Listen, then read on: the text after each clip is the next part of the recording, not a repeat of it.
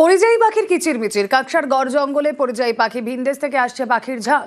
শীত পড়তেই পরিযায়ী পাখির আনাগোনা। পরিযায়ী পাখি দেখতে ভিড়। কথা বলবো, অর্পণ চক্রবর্তী রয়েছেন সঙ্গে। অর্পণ, একেবারেই শীতের মরশুম এবং দেখা যাচ্ছে দুর্গাপুরের কাকসার যে গড় জঙ্গল রয়েছে সেই জঙ্গল জুড়ে কিন্তু দেখা যাচ্ছে পরিযায়ী পাখি, এবং এই পাখিরা রীতিমতো কিন্তু সারা বছর তারা এসে থাকে এবং এই শীতের মরশুমে বিশেষ করে দেখা যায় শুধু পরিযায়ী পাখি নয়, সেখানে জঙ্গলের মধ্যে কিন্তু বলা যেতেই পারে একেবারেই পাখিরালয় গড়ে উঠেছে এই কাকসার গড় জঙ্গলে, এবং যা দেখতে কিন্তু পর্যটকদের এই শীতের মরশুমে ভিড় বাড়ছে। এবং প্রত্যেক বছর এই পরিযায়ী পাখি তারা কিন্তু নিজেরা নিজেদের বাসস্থান চিহ্নিত করেন এবং এই গোটাটাই কিন্তু নজরদারি করছেন বন দপ্তর।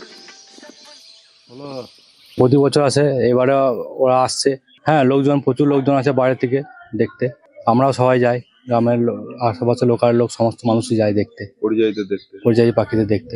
এমনি ময়ূর আছে, প্রচুর ময়ূর হয়েছে, অজগর সাপও আছে, ফরেস্ট ডিপার্টমেন্ট থেকে ছাড়া হয়েছে। না না না, আমাদের কোনো অসুবিধা কিছু হয় না। আমাদের ভালো লাগে শীতের সময়। হ্যাঁ, ভালো খোঁজ শোনা যায়, ওরাও ঘুরে, আমরাও দেখতে যাই। সবাই মিলে আমরা আনন্দ উপভোগ করি পরিযায়ী পাখিদের দেখে।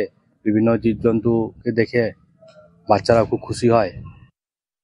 ওই দেউলের যে বন সংলগ্ন যে জলাশয়গুলো আছে সেখানে কিন্তু ধীরে ধীরে পরিযায়ী পাখিগুলো আসতে শুরু করেছে, কারণ ঠান্ডা বেড়েছে। এবছর ঠান্ডার প্রকোপটাও বেশি হবে বলেই শোনা যাচ্ছে আবহাওয়া দপ্তরের কাছ থেকে। তো সেই কারণেই হয়তো এই পরিযায়ী পাখির বেশি কারণে আগমনটা ঘটছে। নজরদারি বলতে আমরা কিছু প্রচার তো প্রতি বছরই হয়ে থাকে যে কোনোভাবেই যেন পাখির জাল টালগুলো পাতা যাবে না, এবং প্রতি বছরই আমরা নজরদারি করি। ধীরে ধীরে এগুলো অনেকটাই প্রকোপ কমেও গেছে।